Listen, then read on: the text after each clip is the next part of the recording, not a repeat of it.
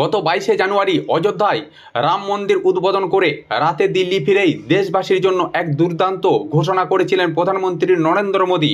সাধারণ পরিবারগুলির বাড়ির ছাদে সোলার প্যানেল বা সৌর বিদ্যুতের প্যানেল বসিয়ে দেশে বিপুল পরিমাণ অচিরাচরিত শক্তি ব্যবহারের উদ্দেশ্যে সূর্যোদয় যোজনা এর কথা নিজের এক্স হ্যান্ডেলে পোস্ট করে জানিয়েছেন তিনি। বৃহস্পতিবার সংসদে ভোট অন অ্যাকাউন্ট অর্থাৎ অন্তর্বর্তীকালীন বাজেট পেশ করতে গিয়ে সেই সূর্যোদয় যোজনার বিষয়ে বিস্তারিত ঘোষণা করেছেন কেন্দ্রীয় অর্থমন্ত্রী নির্মলা সীতারামন।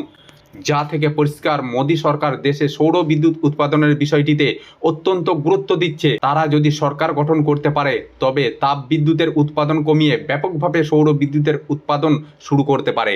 বাজেটে অর্থমন্ত্রী দেশের সৌর বিদ্যুৎ উৎপাদন নিয়ে বিস্তারিত জানিয়েছেন। আগেই প্রধানমন্ত্রী জানিয়েছিলেন দেশের 1 কোটি বাড়ির ছাদে সৌর বিদ্যুতের প্যানেল বসানো হবে। বাজেটেও সেই কথাই বলা হয়েছে। সেই সঙ্গে আরও কতকগুলি গুরুত্বপূর্ণ বিষয় জানিয়েছেন অর্থমন্ত্রী।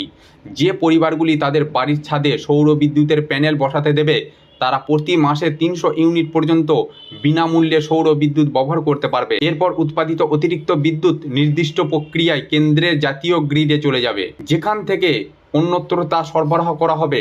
তাপবিদ্যুতের দাম দেশে ক্রমশ বেড়েই চলেছে। তাছাড়া তাপবিদ্যুৎ উৎপাদন করার ফলে ভয়াবহ পরিবেশ দূষণ হয়।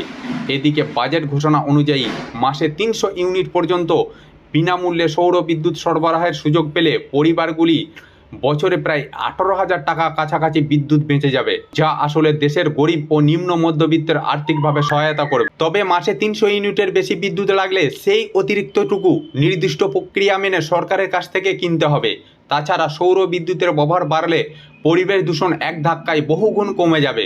সেই সঙ্গে বাজেট ভাষণে অর্থমন্ত্রী জানিয়েছেন এই প্যানেল বসানোর ক্ষেত্রে সহায়তা করবে সরকার। যদিও এই সৌর বিদ্যুৎ প্রকল্প নিয়ে বাজেট ভাষণের পরও কতকগুলি প্রশ্ন থেকে গিয়েছে।